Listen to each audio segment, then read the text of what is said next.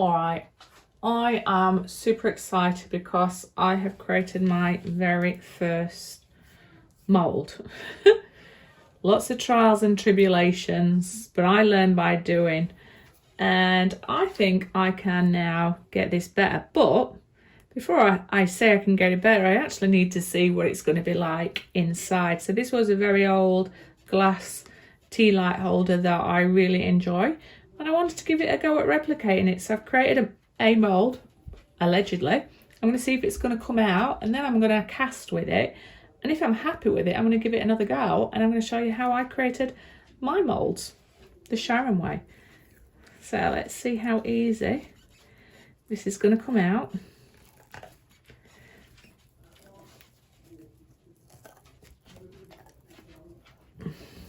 But the proof is going to be when I hope it's going to come out. I really like that. The proof's going to be when I try and get it out with resin and see what it's going to look like. So it's allegedly meant to look like this. The bottom will be slightly different, obviously, but like that. So I am going to have a go tonight and cast it and see what it comes out like.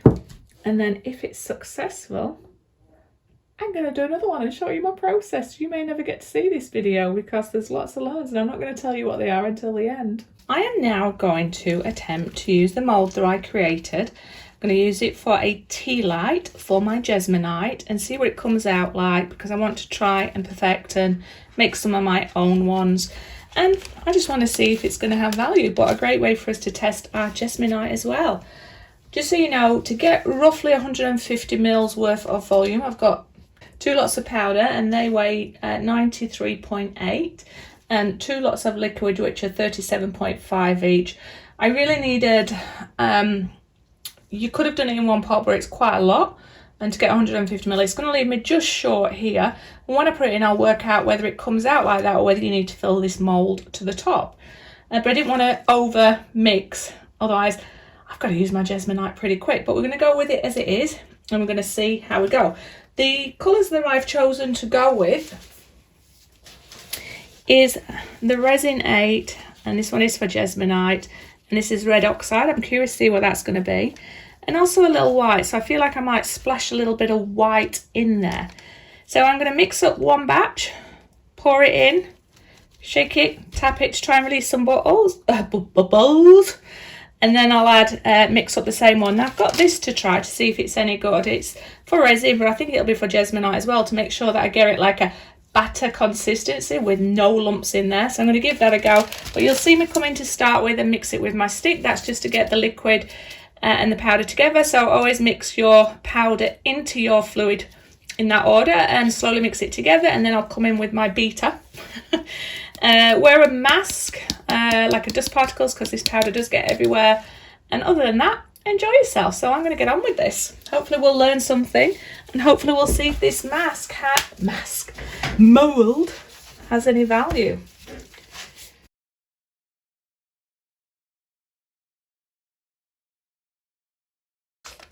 There is no odour with this, I don't find, which is beautiful if you want to escape a little bit from the resin fumes, although if you're wearing a respirator it shouldn't be that strong. But you still do have to wear gloves. You have to have imagination and be willing to go with it. There you go. So I've got to get my batter-like consistency. I'll try and get rid of as many bubbles as possible, but the minute these start mixing together, you have 5 minutes before it starts to set and 15 to 20 minutes before it's totally set. Oh, that's quite a bit of powder. And then within half an hour, you should feel that it heats up rapidly and then starts to fully set. You take it out of the mould to allow it to breathe, and then overnight for 24 hours, it should fully cure. But you can handle it and remove it from the mould as soon as it's done the heating up and cooling down process. That's important. And then, as I say, remove it from the mould to stop it sweating. Oh, I'm getting excited. I'm going to get to use my my little whisk and see if that's going to help with the bubbles. I'm scraping around the edge and the bottom. Alright, let me now try with my little whisk if this is going to add value or not. It's one that you tried with the USB. Watch this, it's going to probably splash everywhere. Oh, there we go. There we go. Don't know if I've got it in properly. It seems to be wobbling quite a lot. Oh. Just do that for a little bit all around. And then I'm going to check for clump consistency. Alright, let me see. Now, we'll have to make sure that this gets in water pretty quick. Should have really a bucket of water near you. There's no bubbles that I can see anyway, no clumps. But anyway, Sharon, stop talking. It's very important with pigments when you add Tealight, you can only tolerate a very small amount, but it is supposed to be quite rich in colourant. So I'm just going to add a drop and then mix it in. What is that? What is that drop? 1 or 2 drops, and then see what that colour gives me, and then add more if need be. The reason you can't over commit with this is it will cause your Jesmonite to be wet, and that'll mean that when you take it out, the dye will come off in your finger. So you can see this is why you've got to be careful what pigments you add, because it's so opaque, it will just absorb that pigment. So I'm just going to add a little bit more because I was very restrained with what I added there. I need to get some kind of thing that's going to allow me to do this more, because this part is not working very good for me in my opinion. Gone like quite pinky, hasn't it? Okay, I might go with that. Don't know how I feel, but it is a pink. I feel like I might just add a little bit more. 1 or 2 drops more, she says. Come on, stick it in here. Let's just see how...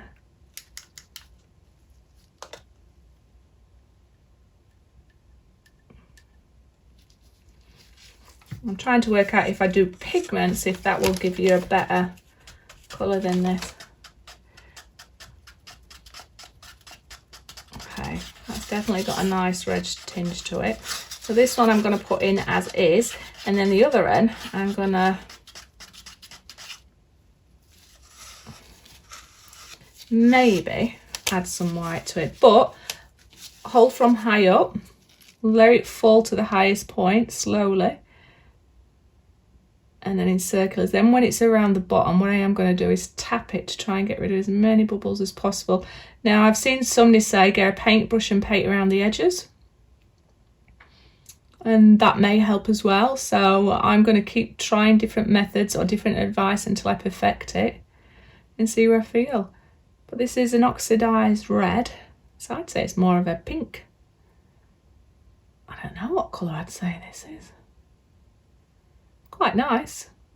And I'm just thinking, do I add white to the other end, or do I go black? But I feel like I'm going to add white dots to it all, because we're doing it in 2 halves like this. I'm never going to get the same colour in my opinion.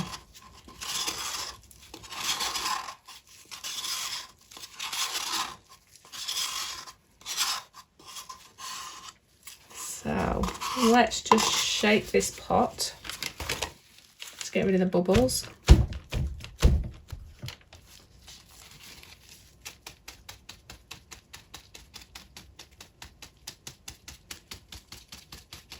You can see those air bubbles coming up when you're doing it, just creating a little bit of bounce. Now when I get to the top layer, I think it's important that I am going to pop the bubbles.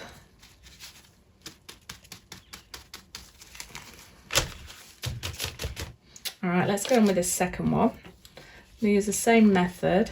I think a nice bit of white in the bottom, and if I swirl it around, I think it might add value, but you're only going to know by doing, aren't you?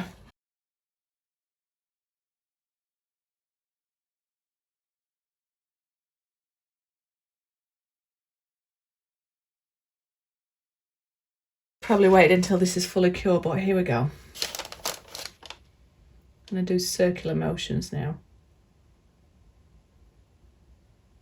So I'm just going to do the same thing, which is tapping. So I think the thing I want to do is tap the edges. I need to get some plastic little toothpicks, I think.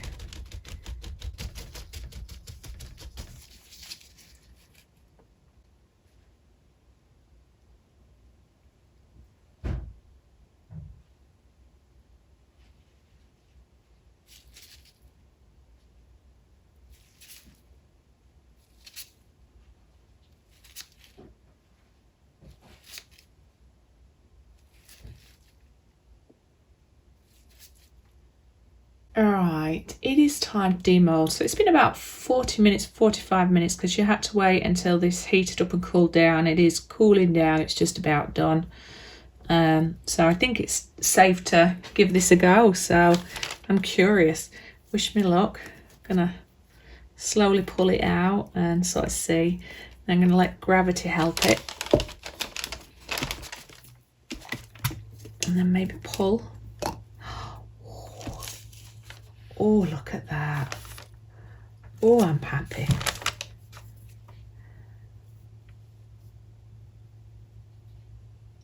No air bubbles. Oh, that tapping did good. The white's only at the bottom, so I don't think that added value, but you can see a distinct line where I added that second layer. But what a cute little tea light. I'm going to try doing these in a few different colours. I just need to let this totally cure overnight. I'm going to stand it on its little thing just so that it can get rid of all of its moisture. I'll bring you in for a close-up.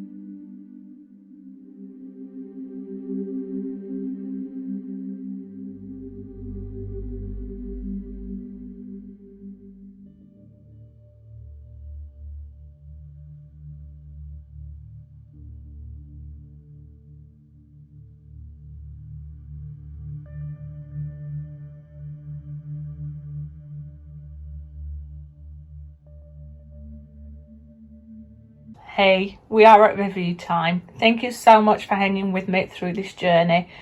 And I hope you didn't mind me showing you 2 different versions. Now, I might have gone a bit happy with the gold, but I don't care. I really love this rustic look. And you could have them plain. The options are endless. But we're here to review the mould firstly. Now, this one was the first one I did.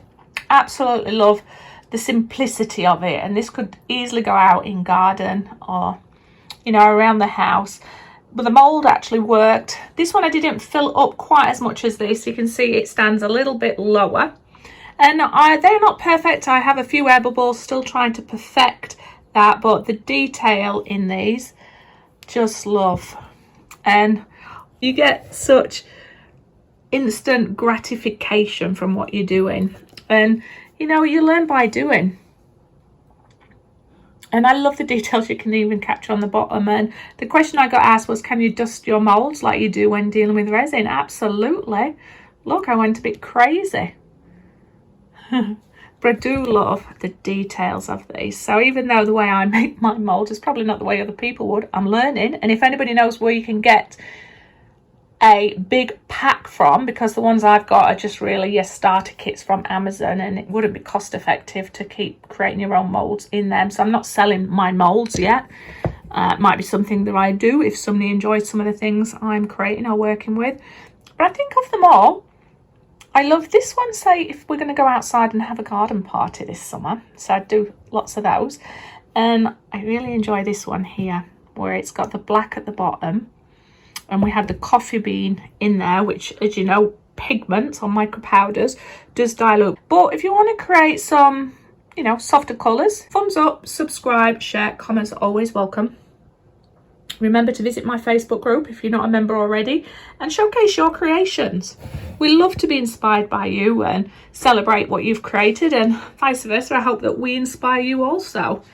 Let me know, what did you think to see me do my own moulds? Well, you never saw me create my mould, you saw me use my mould. I've got a video coming up where you see me create, but the one thing I'm really struggling with is deconstructing the mould. So I'm exploring that, but we live and learn, and I learn by doing. Love, love, love.